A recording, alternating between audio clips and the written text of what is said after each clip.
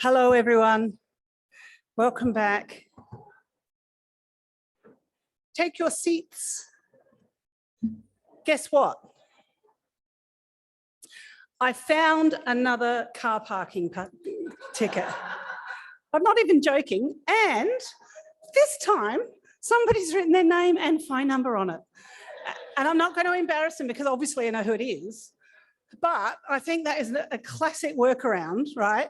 From yesterday when you heard you could lose your ticket and somebody's written their phone number on it. But I just want to say, people, you can use your credit card at the machine, you know? Like, you don't have to take a ticket in 2021. But anyway, I'll give you that shortly.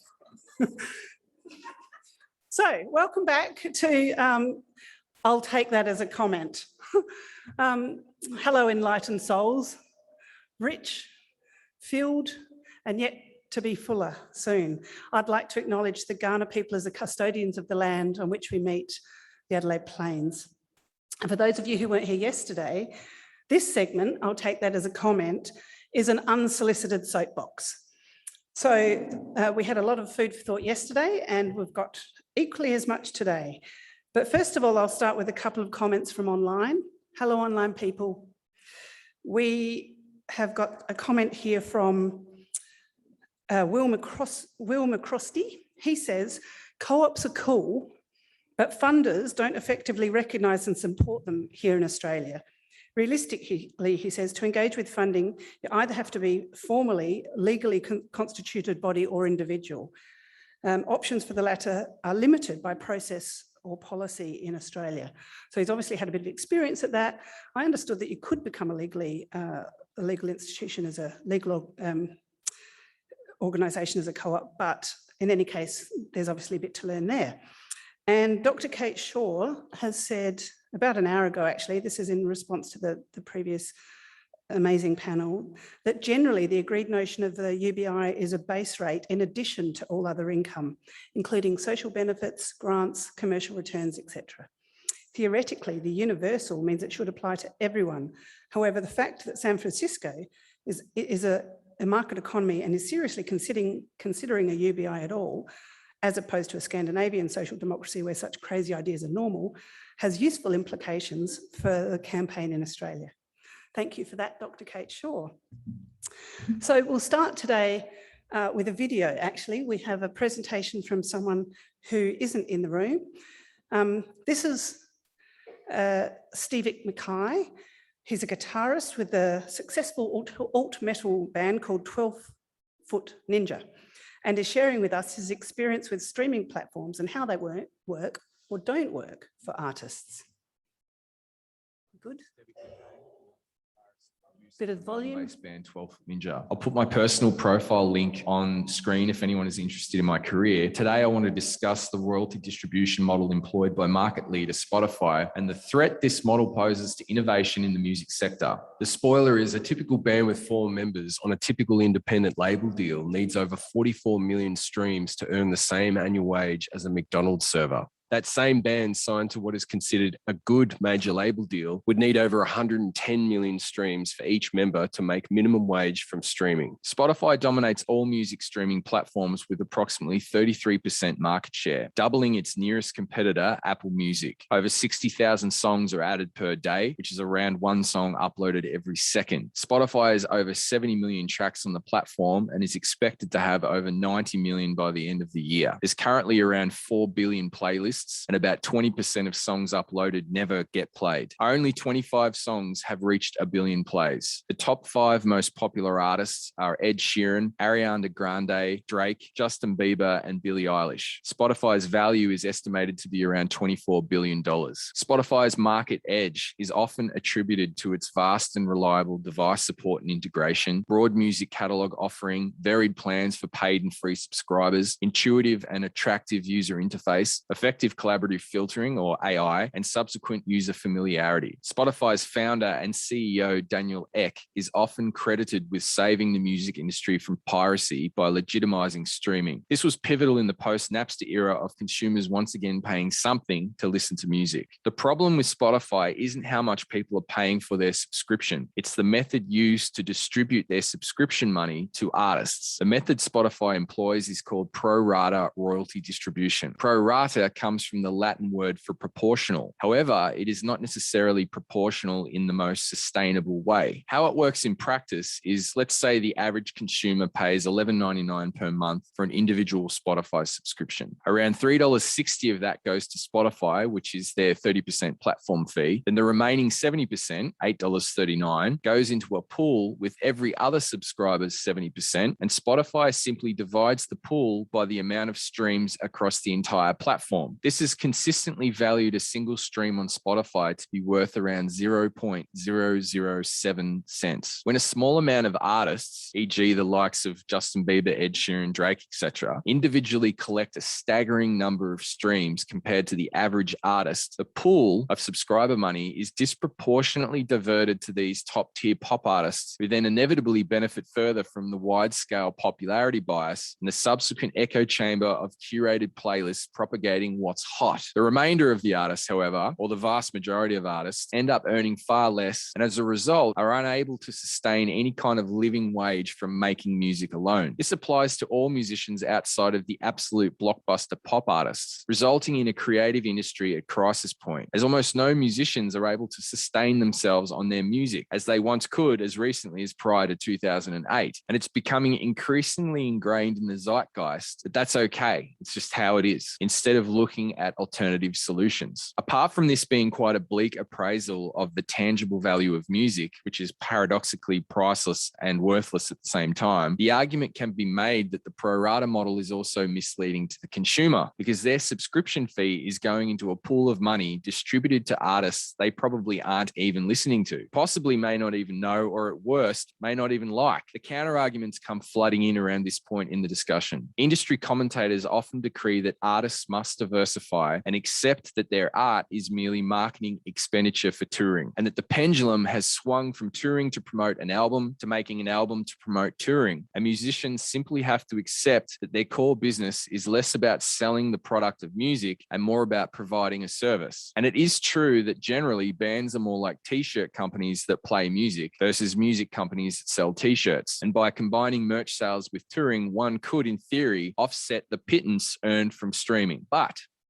what happens when there's a global pandemic that shuts down tours for over a year and generates ongoing cost-prohibitive insurance liabilities? What happens if you live in Australia and the tyranny of distance compounds the aforementioned economic factors with the emotional challenge of leaving working partners to carry the burden of solo parenting? What happens if your personal risk profile doesn't match child and mortgage-free people living at home with their parents? Is the writing on the wall that you simply walk away because you didn't rival Drake, even if you have tangible demand and an objectively measurable audience? Or does one age out of what was always just a music career mirage? I strongly believe the solution is the user-centric model of royalty distribution, or UCM, and I'll show you my logic to support this belief and what measures I think need to be taken to mandate change. The user-centric model is the closest approximation of a subscriber directly paying the artists they're actually listening to. The $8.39 subscription fee, which is the balance after paying Spotify's platform fee, would go entirely to the artists users actually listen to that month. And that money would be proportionately divided based on the individual subscriber's listening habits. If one user only listened to one album by one artist for the entire month, that artist would receive $8.39 from that user. A rigorous study conducted by Digital Media Finland of 8 million streams, 10,000 tracks, and almost 4,500 artists determined that the existing pro rata model paid 0.4% of artists 9.9% of subscriber money. When the user-centric model was applied, the income of that top tier 0.4% actually decreased by 4.3%. This seemingly small difference can equate to the vast majority of musicians having the potential to earn a living through their music, which, believe it or not, is Spotify's core mission. mission to see 1 million creators earning a living. This is despite their actual data indicating that they will never achieve that goal. So with the user-centric model, there's a chance artists with an audience won't be forced to retire when they have responsibilities such as a mortgage or dependents. So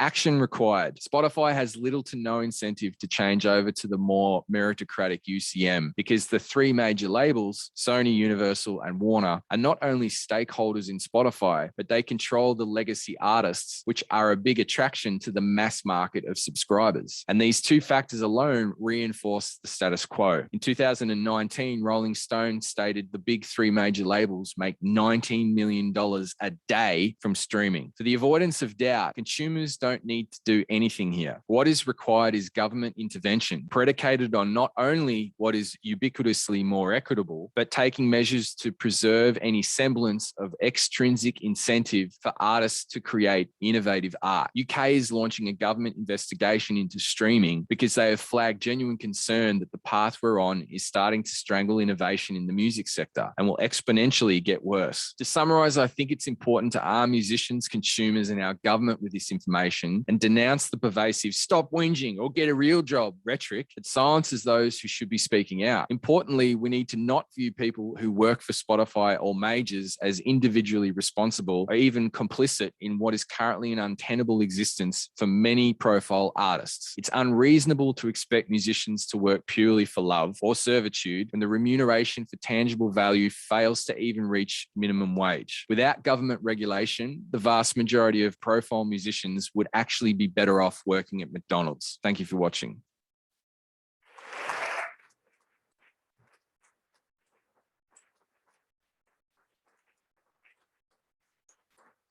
Well, we can only take that as a deeply compelling argument with a solution fully fleshed out. Steve will be joining us later on the screen, so we can ask direct questions if there are any further questions you have after such a comprehensive presentation.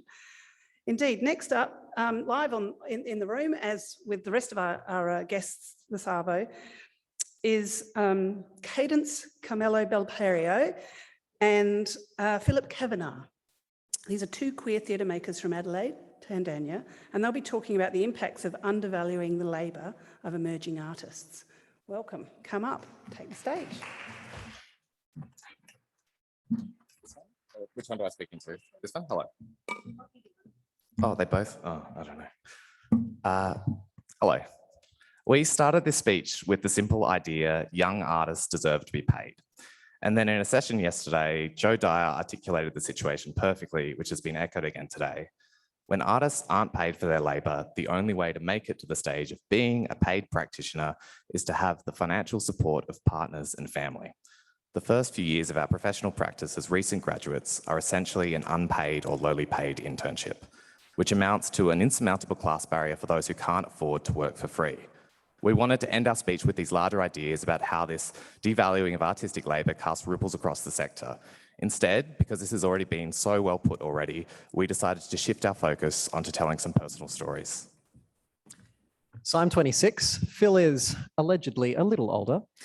And at this time in our lives, we are watching our friends. Now, these are our friends who chose to do anything other than the arts. And we're watching them put deposits on houses, buy nice cars. Not that we know which ones are the nice ones, but you know.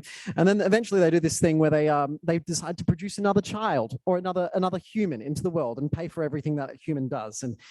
And so Phil and I have these conversations because we're housemates, and we talk about how we are living off diminishing savings.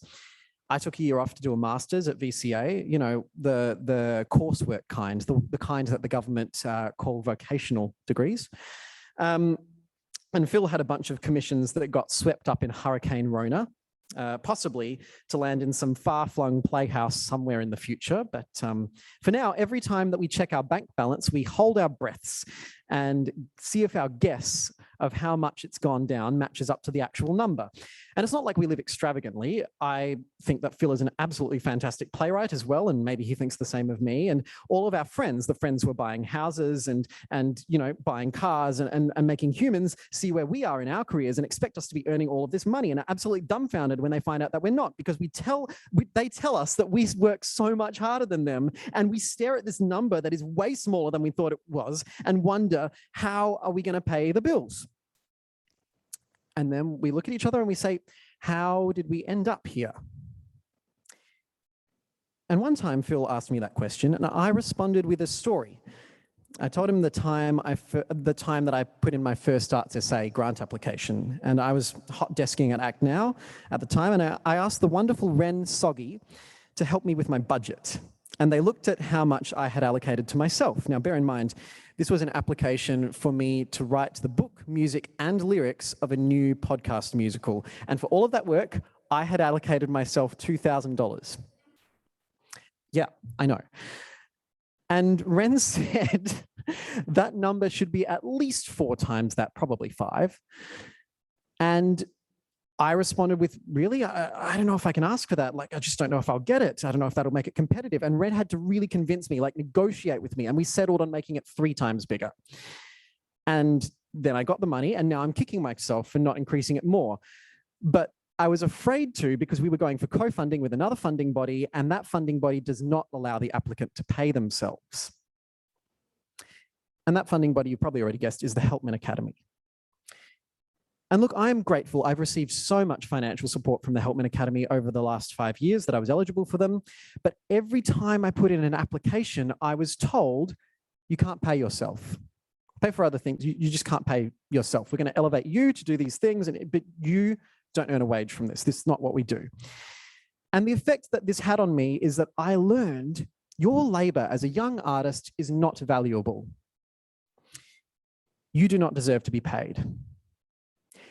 And I internalized that belief. And now, as a mid-career artist, I find it really hard to ask in my grant applications for something that amounts to what is way below minimum wage. So much of Cadence's story resonates with my own. How do I use this? Thank you. In thinking over the many stories I had to share on this topic, I realized I had enough for a show. I even thought up a title. I worked in the arts for 10 years and all I got was this one-person show. The example I've picked to share was the one that I felt was the most galling in hindsight. In 2012, I undertook a diploma in playwriting at NIDA after finishing a master's and an honours and an undergrad at Flinders, 7 consecutive years of higher education. At the end of 2012, I was approached by a theatre company in Sydney to extend my one-act grad show for a possible production. They paid me to double the length of the play and to hold the option over it for 2 years, which meant I couldn't shop it around anywhere else. They paid me $1,500, and at the time I was over the moon. I was being paid for my artistic labour. I'd made it. I put in whatever work was required, adding new scenes and characters and story beats, having meeting after meeting, watching and reading everything the artistic director suggested. Eventually, in 2016, the show got produced, and that theatre company partnered with another theatre company to offer me a full commission supported by a private philanthropist who donated the money specifically to pay for a playwright to be commissioned to write a play. Here was a chance for me to receive retrospective compensation for all that work I'd done. A commission at the time was $15,000. If we removed the $1,500 I'd already received and ignored inflation, that meant I'd be paid $13,500. Of this money, I received $0. One of the artistic directors pulled me aside at the pub to let me know that although it would be publicised on promotional material that I'd received this commission, the arts ecology was really fragile in the wake of Brandis, so they'd be keeping that money for the companies. They knew I'd understand. I'm a real good sport. And hey, my play's going on. That's something. I should be grateful. And then the season was launched. The marketing material promoted the work as a co-commission between these 2 companies supported by that patron. Rehearsal started. And the artistic director of the company producing the play, who was also directing the play, brought that patron into the rehearsal room to meet me. "Did you get the money?" she asked. We were standing to the side of the room. In that moment, I could have been honest. No one else was around. No, I didn't get a cent. But instead, I mumbled something about the company. It'll get to me. Yes, it got to me, yes. And she sighed. "Good. It's so important to me that the money gets to artists. That's why I do this." So deeply did I internalize the idea that I didn't deserve to be paid for my labor that when I went on to work with companies that did value my work in all senses of that word, companies like the State Theatre Company of South Australia and Brink Productions, I've been nervous anytime I've had to ask about money.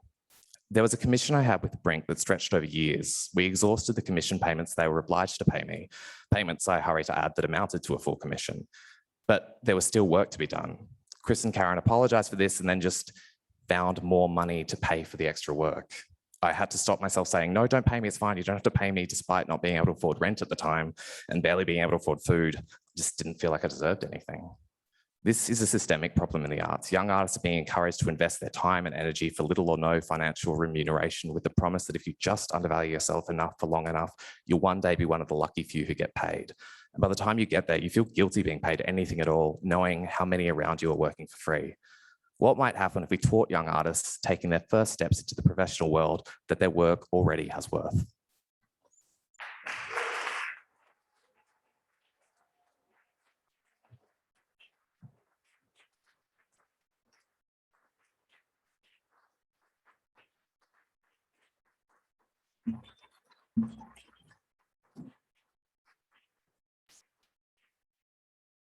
That's just extremely brave and refreshing to hear some deep personal stories of shame and how it is.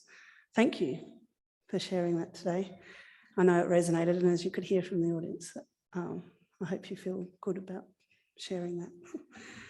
I'm going to let you know something that's actually beginning to spook me out. We've found another freaking car park ticket. So this one, this time, it's got no name on it. Nobody's written their phone number. It's yours. I know, she's got it. Sorry, there you are. Beck's got it. She's holding it up. It's a Topper Mall car park. So if you haven't got your ticket, and as I say, just tap and go. Anyway, moving on. Oh yeah, this is also a story about public transport somewhere deep in there, isn't there? We'll get to that. Our next orator is Patrick Frost. Patrick has been working for more than 50 years in the gig economy as a freelance performer. He has a passion for collaboration, and he believes deeply that all artists deserve a decent income at the same levels of other professionals. You can see a theme, it's timely. And as you know, all of these concepts were submitted online in advance. So it's just the time is now. Please welcome Patrick.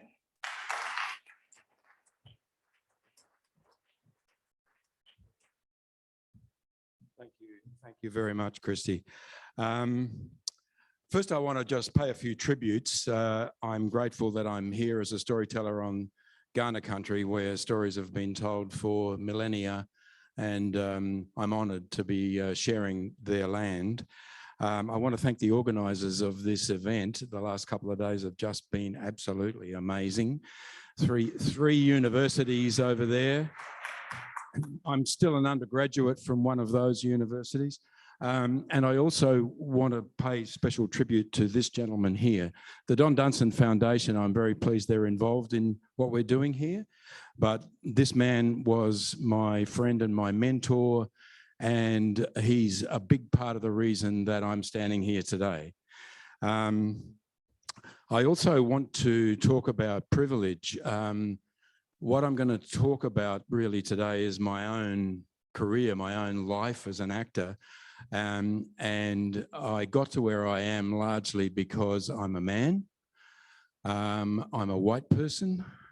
I speak English, and lots of other things about me that helped me sort of get where I am.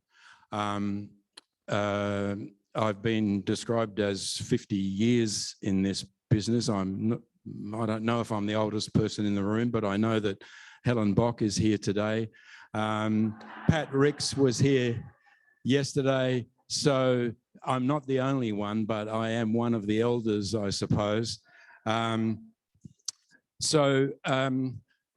guess what I'm doing is I'm talking about my lived experience, but I'm also very interested in the things that have already been talked about over the last couple of days, the poverty we all live in. So I follow an organisation called the Anti-Poverty Centre, the Australia Institute, where Alison Pennington is often speaking, the Green Institute, and at one of their webinars last week, a speaker was introduced as having lived experience of poverty, and her name's Kristen O'Connell, and she wanted to correct the language. She wanted to use a different expression. She wanted to say she had lived expertise. So I'm going to borrow that expression from Kristen and say what I'm going to talk about now is my lived expertise. So I have about 50 entries on IMDb, about 80 on Ausstage. So these, you know, are descriptions of some of the productions I've been involved in over the years. I got started at the State Theatre Company of South Australia under the tutorship of George Ogilvie. Again, thanks very much to this gentleman, the Premier of South Australia and the Arts Minister at the time. Of course, the Federal Arts Minister was Gough Whitlam. Well, he became the Federal Arts Minister after I participated in the election that voted him in, something I was very excited to do as a young performer. So I spent the rest of that decade, the 70s, learning. I mean, I didn't go to NIDA, I didn't graduate, I didn't have a university degree. I learned on the job like an apprentice. It really informed just about everything else I've done since. Just before he died in 2019, I got to see George Ogilvie for one last time. And I told him how much I loved and appreciated what he'd done for me. I ended the 70s I went to Sydney, but I actually got work in Melbourne, so I moved there. And I spent a couple of seasons at the Melbourne Theatre Company, which was a pretty exciting time. Came back to Adelaide because my children needed a proper education, and South Australia was the only place to do that. Actually began to earn an income from advertising. So that was the world of voiceover. That's what got me through the 80s. There was a booming period. Bob Hawke created a big push around education and training. And so to do that, lots of organizations created video, because video was sort of new technology almost in those days. And they needed presenters and voiceovers.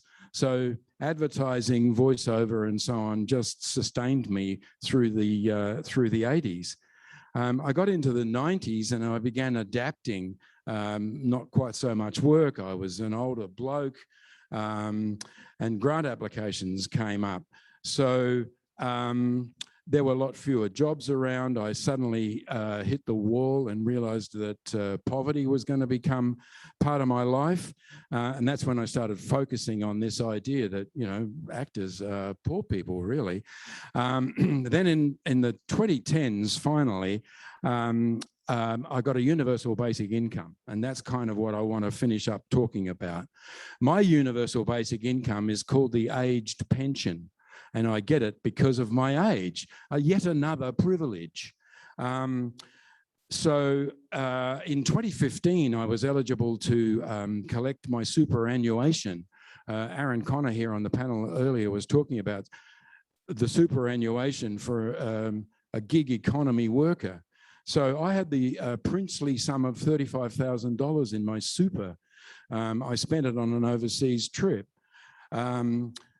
Now, what I'm doing now is I'm immersing myself in role play and simulations. So that means I get to work with people in their workplaces, giving them examples of difficult behavior that they might have to deal with as part of their work.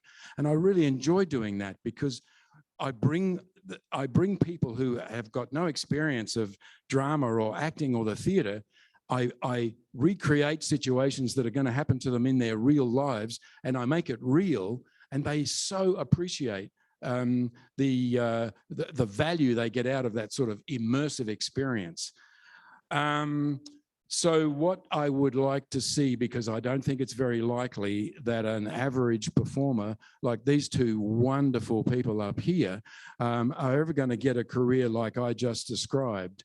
They're not going to be, well, they're not in a position, as they've already told us, to buy a house, to raise a family, to have a mortgage and so on. So I want a universal basic income for artists. I think it will give artists freedom. It will give them power. It's already applying in Ireland and parts of Scandinavia, as Lauren said this afternoon. It has to be driven by us. It needs to be taken up as a cause by artists. We need to drive the agenda. We'll get a lot of resistance, but hey, we've done that sort of thing before. It's going to be about how we live, giving us the freedom to do what we do. And if you don't mind, as an aging hippie, I'm going to quote John Lennon now to finish up. Power to the people, power to artists.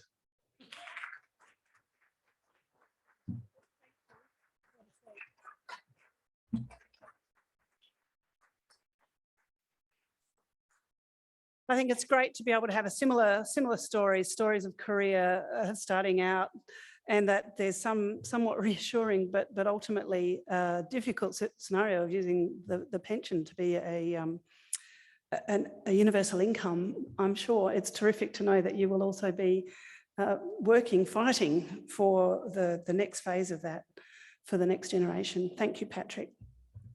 Next up, we have Anna Goldsworthy. Associate Professor Anna Goldsworthy is a pianist, writer and festival director, and director of the J.M. Coetzee Centre for Creative Practice at the University of Adelaide. Today, she'll be talking about the importance of music education. Please welcome Anna. Is she here?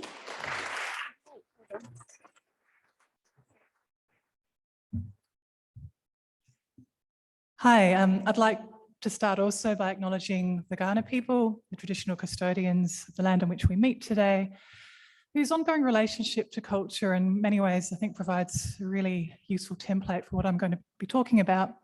I'd also like to pay my respects to elders past, present and emerging, and indeed that particular matrix of past, present and emerging I think also has immense significance to what I'd like to say.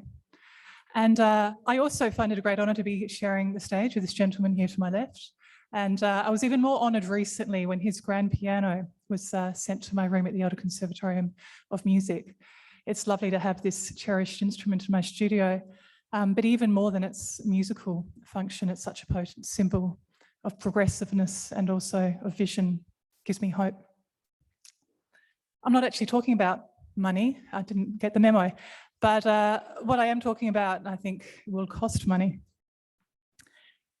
Imagine if Big Pharma patented a drug with proven benefits: compassion and cooperation, inhibitory control, working memory, more robust immune systems, prevention of self-esteem decline, less depression and mental illness, social cohesion. On top of this, it promised to deliver us to our inner lives. It promised to deliver us to, if I dare use the term, beauty. It promised to deliver us back to this moment. It promised to deliver us to each other. The benefits of music education are so well documented and so incontrovertible that it's almost embarrassing, you feel kind of boring to talk about them yet again, and yet we do seem to need to keep on talking about them. But, you know, it has all these instrumental values, but the importance of instrumental training are not just instrumental, as we're learning from this conference. On September the 21st this year, the conductor Riccardo Muti briefly addressed the audience before the Chicago Symphony Orchestra resumed performing after 19 months of silence. The world is going in a very tragic way because of lack of culture, he said. Culture is not entertainment. We are here to give you the sound of beauty, of harmony, the sound that the world is forgetting. Chancing upon this on social media, I started to weep. And I think my grief was not just the grief of the last 2 years and for my own amputated career, but for some larger principles that indeed the world does seem to be forgetting: harmony, beauty. There are many reasons for this. Some are better than others. As discussed here at this conference, there's our mindless allegiance to consumption, to the mantra, the unthinking mantra of economic growth. There's the benumbing effects of social media. There's the compulsive indulgence of our toddler selves and our daily electronic tantrums. There's our amputated attention spans. There's a collective mindset that seems increasingly allergic to complexity or to nuance. I believe we would build better citizens and a better future if our children spent a little less time on their devices and a little more time on pianos or guitars or violins or in bands or singing in choirs. Many of us have had our lives transformed by individual music lessons, and I count myself amongst those. And as many of us who are now teachers have succumbed to the learned helplessness over the last couple of years of seeking to impart this craft via Zoom, it's become clearly apparent that the music lesson isn't a format that is readily transposed to digital formats, nor to the educational factory farming of our contemporary tertiary sector. Music is an art predicated on connection. And that need for connection is written to the very DNA of its transmission from hand to hand, from body to body, from master to apprentice. It's a very old-fashioned model, but it's a pretty effective antidote to the depersonalization of contemporary life. But alongside individual lessons, there's a broader musical education that needs to be enacted. If we only paid attention, we'd realize that we are the beneficiaries of a cultural tradition of extraordinary richness. Yes, it is hugely tainted by human history. I think all cultural traditions are, unless there is a culture somewhere of the angels. They're all besmirched by our propensity for violence. Our own is tainted by colonialism, by rampant nationalism, by sexism, by racism, by class oppression, by all the different versions of human fuckwittism. And we do need to do some serious reckoning with ourselves. Art is the place to do this. But the compromised nature of our tradition is not reason enough to throw it out. It's not reason enough to forget. As has been canvassed multiple times over the course of this conference, studies show that music was the tool that brought the greatest relief and pleasure to people in lockdown. This entirely non-surprising discovery coincided with an abysmal lack of support and a willful blindness to all of those who've had to perform what is called a mid-career pivot, which makes the collective hemorrhaging from the sector sound much more elegant than it actually is. But the problem is larger than COVID and predates it. I think in musical conservatoria, we need to understand our role of building musical citizens and not just producing elite musicians. This includes support, skills building for community groups, music appreciation classes, programs for amateurs. There's been talk these last few days about sport and its enviable infiltration of communities, and about the healthy symbiotic relationship between amateur sport and the sport elite. Of course, sport is the only context in which we're allowed to use that word elite, in which it's culturally permissible.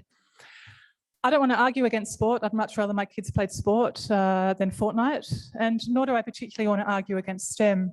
And nor do I particularly want to get involved in the wars within our starved sector, which inevitably there's a scarcity mentality can emerge between what type of art is legitimate, what type of music is music, and what type is not. Music is as protean as human nature, which it expresses. It can be all the things. We don't need to vote any music off the island. We don't need to like it all. I think I've really appreciated calls over the course of this conference for a collective mentality and a collective action. But to return to the word elite, what we need is a democratization of this art, of all arts, a democratization of learning. Too often, it's the children of privilege who enjoy the benefits of arts education. In Edward Fisk's executive summary of longitudinal study tracking 25,000 US students over 10 years, arts education is revealed as a powerful tool for equity, with high arts participation making a much more significant difference to students from low-income backgrounds than from high-income students. The evidence is overwhelming, and it goes right across the board from kindergarten through to our tertiary sector. The notion of job-ready graduates is in fact a call to produce graduates unburdened with critical thinking, ready to hop on the consumption machine, methodically turn this planet into landfill rather than asking if there can be something more. Realistically, the bots are coming, they're coming for our jobs. What human beings need are connection and creativity. That's where we're going to flourish. So, I mean, music is a way to build better citizens. And so if I too can invoke a Scandinavian example, I believe we need a comprehensive overhaul of our music education program based on the Finnish model. We need government subsidised childcare music and preschool music with 30 to 60 minutes of music education every day. We need compulsory state-funded music education for kids between the ages of 6 and 12 for 2 to 4 hours per week with specialised music teachers. And above all, we need music teachers who are highly respected and properly paid, with considerable competition and entry requirements for education degrees. This would be a true job-ready graduate.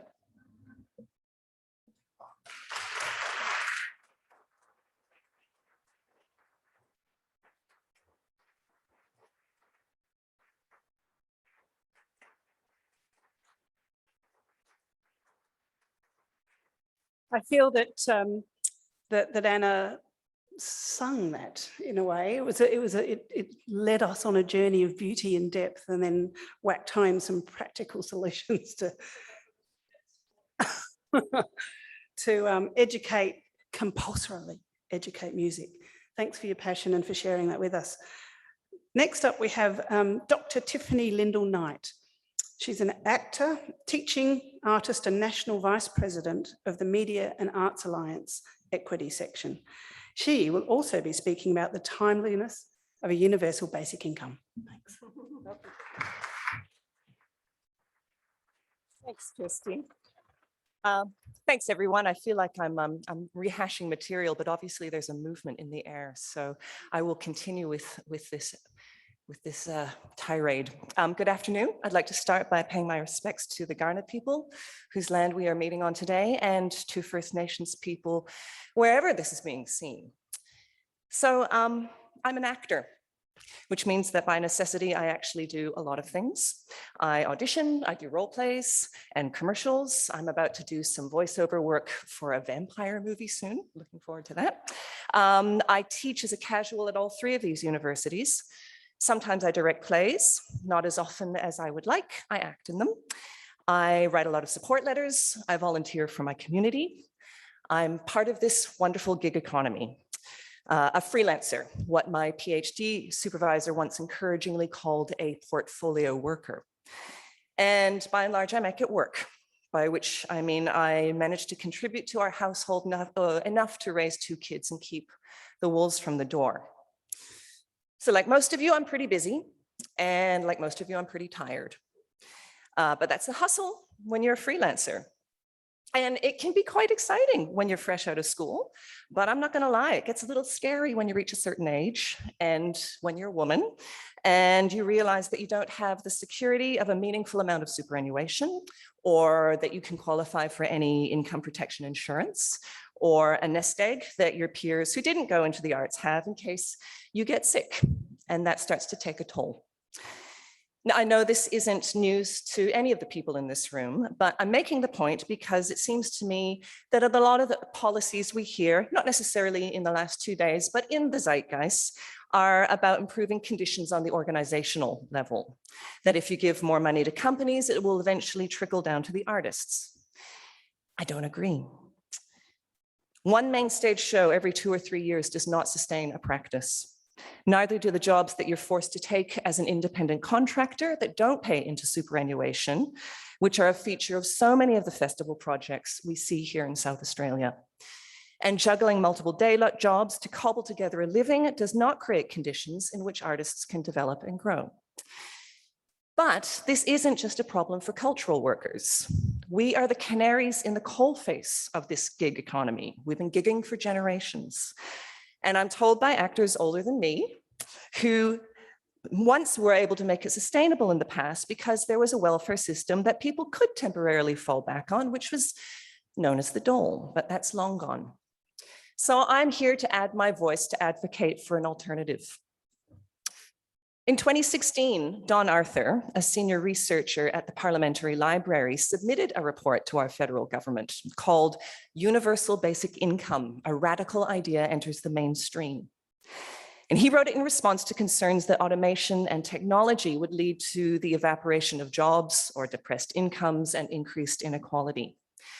And indeed, the notion of handing out free money, no questions asked, to lift citizens out of poverty does seem like a radical idea. But the fact of the matter is, the concept is not new. In the 1970s, UBIs were on the cusp of being rolled out across North America before neoliberal governments gained control. Thousands of economists from both the right and the left publicly advocated for the idea. In recent years, successful trials have been conducted around the world, including Iran, Kenya, Spain, Germany, Japan, Canada, the United States, and Finland. Bless Finland.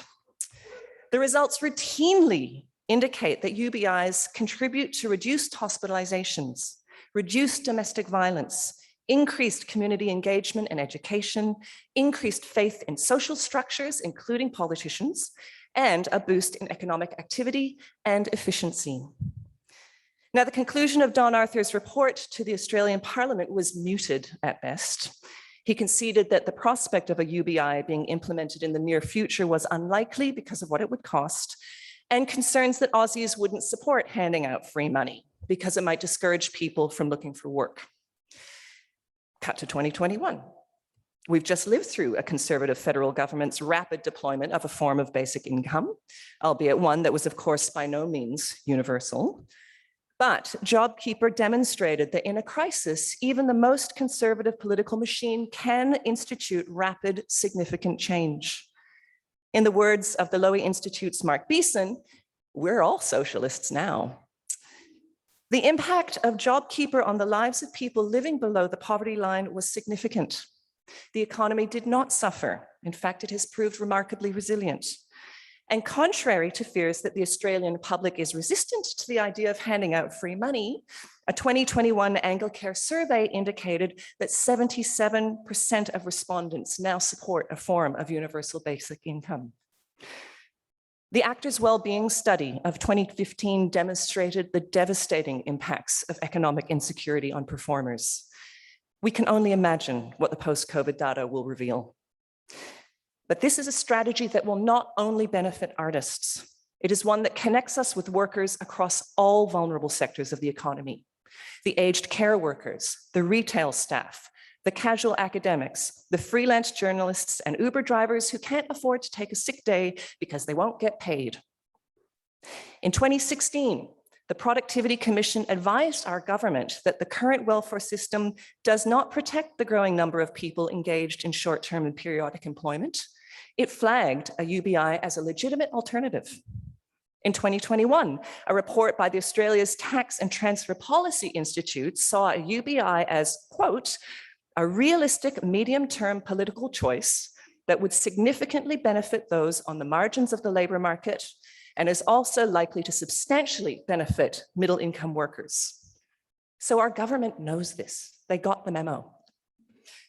I know that our current government is risk-averse, and our current opposition party apparently has a nascent policy, but it's a little thin on the details right now.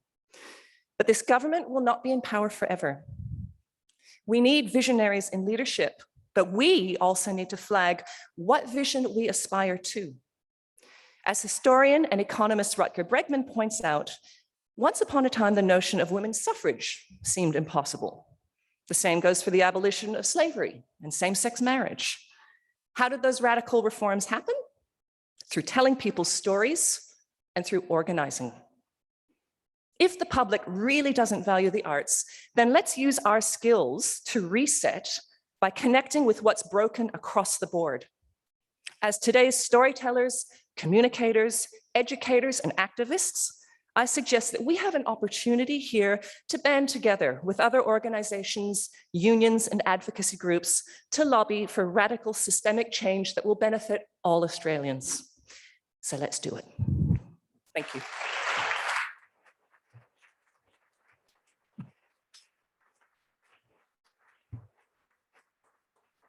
Yeah.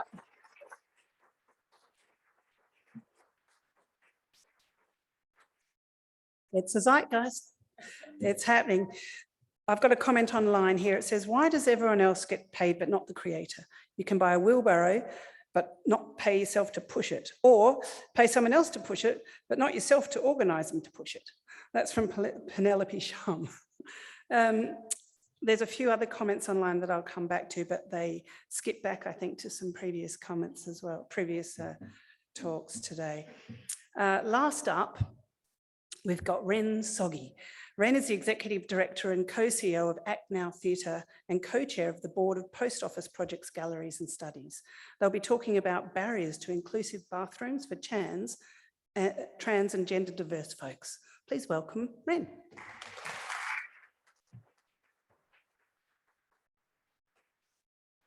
Hi, I want to start by acknowledging that I'm a white, middle-class migrant from the colonial capital, living and working on stolen land. Ghana Yurta always was, always will be Aboriginal land. For those of us today who are with us online who are vision impaired or blind, I'm standing behind a lectern. I'm tall with black and silver glasses and a long black sleeve turtleneck dress and boots, long purple to blonde chest length hair, many facial piercings that coordinate with my glasses. And I have notes as I find I get a little bit lost without them, even if my hands are shaking nervously. Today, I'm here to talk to you about our arts venues and their bathroom facilities. A little bit off topic from what we've been covering today, but there are some themes that do tie through. My name is Ren Soggy, and I use they, them pronouns. Yeah, I'm non-binary. I might not look it, I'm femme passing. I was assigned female at birth, but I don't identify that way. Internally, I identify as non-binary. But because my body shape dictates that my gender presentation is often read as femme, I struggle to be read as having no gender or a gender presentation that isn't strictly femme. So why is that important? Well, today we're going to be talking about bathrooms, and I've got a question for all of you. What do you do when you go to the bathroom? Well, just sit with that for a second.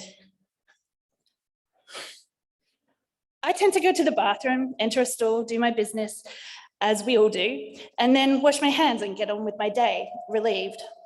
But for my trans and gender diverse friends, it's not always that simple. I'm really lucky. As I said before, I'm a femme passing non-binary person, and I can generally access public bathrooms without hassles. But for a lot of my trans and gender diverse friends, families, colleagues, audience, staff, service staff, and other community members, they aren't so lucky and are not afforded the same experience. For them, going to the bathroom can be quite a traumatic event. Often they'll go into the bathroom and the bathrooms are split into two very clear genders, male and female. And I'm going to say that again, male and female, and that is the case in this venue. To be clear, today we're talking about trans and gender diverse people. We're talking about people whose gender identity doesn't correlate to the sex that they were assigned at birth. Gender identity isn't the personal sense of one's own gender, and gender expression typically reflects a person's gender identity, but this is not always the case. Some people don't identify with any gender, and there's a grand spectrum of how people identify and present. But bathrooms, they're segregated into male and female. If our trans and gender diverse friends, family, colleagues, audience, service staff, and other community members are in that bathroom, and someone else is in that bathroom who feels that their gender expression doesn't align with those two genders, they are often on the receiving end of experiencing emotional, verbal, or physical abuse and harassment, or any combination of those things. Sometimes that comes from the general public challenging why they're in that space, sometimes from venue staff or security staff that don't have an understanding of what it is to be trans and gender diverse and how that affects people's uses of public spaces. And in this instance, it often means physical and rough removal from a space with no benefit of the doubt of why they're there. They're seen as a threat. It's not a comfortable experience for anyone. Because of this, I know many of my friends have set coping mechanisms in place to deal with the discrimination they face when using public bathrooms, which, as public spaces are meant to be free from discrimination, is quite alarming. Many trans and gender diverse folks will avoid using a public bathroom at all, particularly if there are big crowds or queues. This limits the amount of time that they're able to spend out of their homes or other safe places. They'll also track the locations of places, sorry, I lost my spot. They also track the locations of places with gender neutral facilities available, constantly holding an internal foldable map and only visit those places when they leave the house. Another method is to attend bathrooms in pairs with an ally, whether they're gender diverse or cis, as they find conversing with each other or maintaining banter throughout the visit to the bathrooms can reduce the risk of an interruption or an altercation. Often, people who are trans and gender diverse will use the access bathrooms, as that is the only one assigned to a single gender or a neutral gender, and is the only single contained cubicle sink that they can safely enter without others around. This poses a big question for those people, though, who don't have access into sections about whether they're taking up space that isn't necessarily for them while seeking safety. They worry they're imposing on the people who have access requirements that need the space, that dedicated and tailored space the bathrooms were originally intended for. Given that everyone, you and I included, will need to pee 5 to 7 times a day, and that's a lot of mental pre-planning for trans and gender diverse folks. Ultimately, it means a lot of the time they have to avoid going out to public spaces and using public bathrooms or stop going out at all. Not only is this exclusionary, it also poses health risks for the gender diverse folks. Many of us would have experienced how painful a UTI can be, but imagine how damaging that can be to your mental and physical health if you lack safe access to public bathrooms. And that means frequent acts of balancing your suffering. So the question I have for you now is, how do we make our art spaces more inclusive for trans and gender diverse people, our colleagues, our audiences, our friends, so that they can be safe in our venues? Well, I'm going to highlight it. It's building code. It's a large part of the problem. Building code dictates how we build bathrooms and how things are designated. This is the document that we use to determine the number of required bathrooms, urinals, and hand basins for restaurants, cafes, bars, public halls, and function rooms. And it includes, it also leans into legislation that surrounds those places, and they're all absolutely binary gendered. Liquor licensing, for example, requires that you have so many stalls, so many urinals per number of people in attendance for each application. You can't actually obtain that license for your event without it. So it can be quite inhibitive. This is called passive discrimination, where the discrimination is not direct and active, such as the direct discrimination we've seen in the USA, where legislation around trans and gender diverse folks' use of bathrooms. Rather, that there are specific things addressing the issue, and subsequently there's nothing in place to protect these people when they find themselves in difficult situations. This passive discrimination means building code is outdated. It's so outdated that it started in the 1800s. And to be fair, it wasn't due to Thomas Crapper, who everyone thinks invented the toilet, but it was George Jennings at Hyde Park in Crystal Palace at the Great Exhibition of 1856. Essentially, the bathroom facilities were provided for men and designed for men and not for women, and this was called the urinary leash. A urinary leash. So in the 150 years or more so since the history, in the 150 years or more since, the history of segregated bathrooms has gone through many iterations, from the availability of bathrooms to women, social class segregation, race segregation, accessibility, and which finally brings us up to the issue at hand, the segregation around gender identity. What can we do about this? We can talk to our ministers, we can talk to the South Australian Law Reform Institutes or your equivalents in your states, and we can write to the building code operators, which in South Australia is the CBS.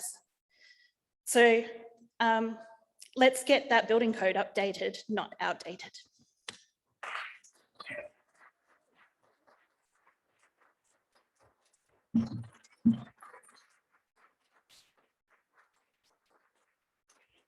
I'm sure, like me, you'll agree that this the concept for this, I'll take that as a comment, has landed us with an extremely diverse, knowledgeable and interesting group of conversations, bravely put. And also, I think you'll agree that there's been a lot of a call to action. And in fact, I'm sure in the wrap up today, in the future, this reset will actually provide us with some more information about what we can do, such as taking up Ren's great idea to take this on, to do something about it. It's Thomas's great exhibition of 1956 is something I didn't know about, but indeed, that's where we've got to move on from. And I'd also take your point about this venue and look forward to knowing, without changing the building code in a historic heritage building, what else we can do. I'd like to talk to you about that offline. So we have a few minutes. In fact, we don't. We've already at 4:29. Do we have a few minutes? A couple of minutes, is that all right? Because I thought let's put Stevie back on the screen. Hello. So there's this, extremely, out of proportion commentator with us, but you are all equal in the light of what you've presented today. Is there anyone in the room who would like to ask a question of the panel? Stevie, while we're there. Yes, great. Thanks, Ruth. How can we get, thank you. Here comes a microphone.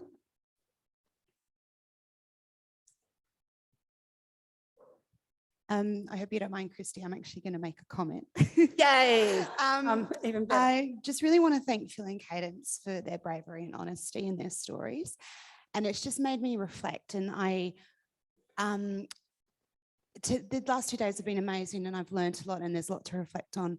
But I just want to address the fact that there's been lots of people talking about the struggle of young artists at the moment, and there haven't been a lot of young artists in panels. So I think having you both speak was really important. And I just reflection, we need to hear those stories, their knowledge, their experiences from their own point of view. So thank you so much to you both. Thank you. Yeah. Thank you, Ruth. Is there anyone else out there with, yes, Tali? Hi, I've got a question for Stevic. I'm wondering why you think it is that artists who speak up about the conditions, and I think this is something that everyone in the panel could answer, but why you think when artists speak up about conditions, they get called out for sour grapes? What's going in there, on there, and how can we intervene in that?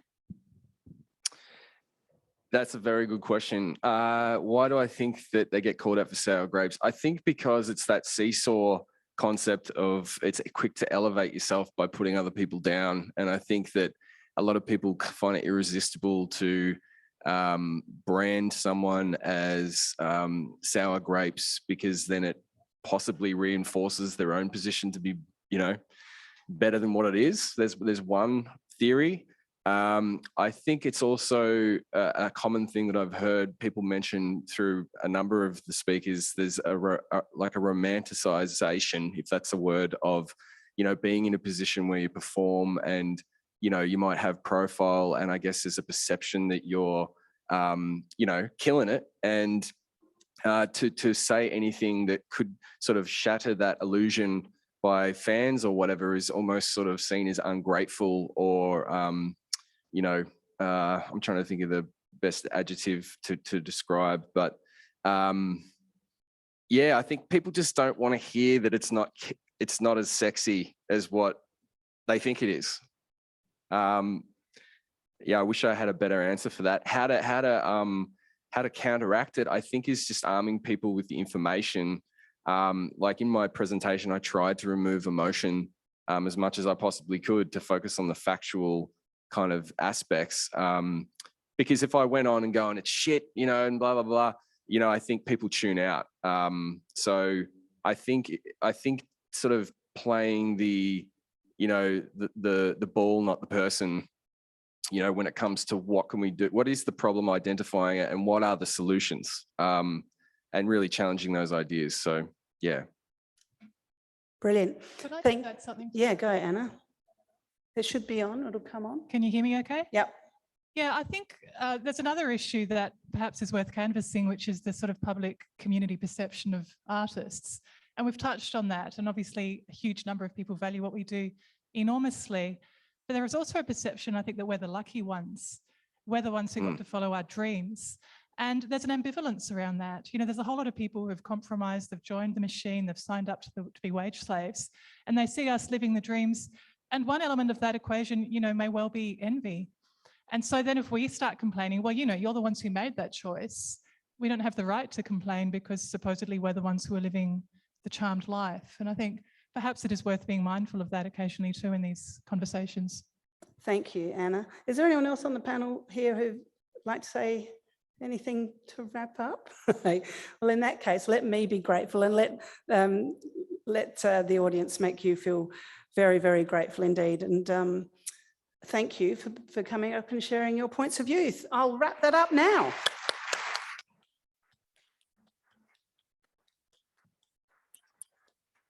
All right, thank you. Stay where you are. We're not having a break. We're going to go straight into the next session. And may I just ask you also to join me in thanking Satu Tempo, who has really helped put that panel together. And finally, if you get a chance to lean into the exhibition, have a look at the exhibition, the Christmas exhibition that's in the foyer that's been put together by the fabulous Polly Dance. I think you'll find some richness in that. I think it's terrific. Thanks.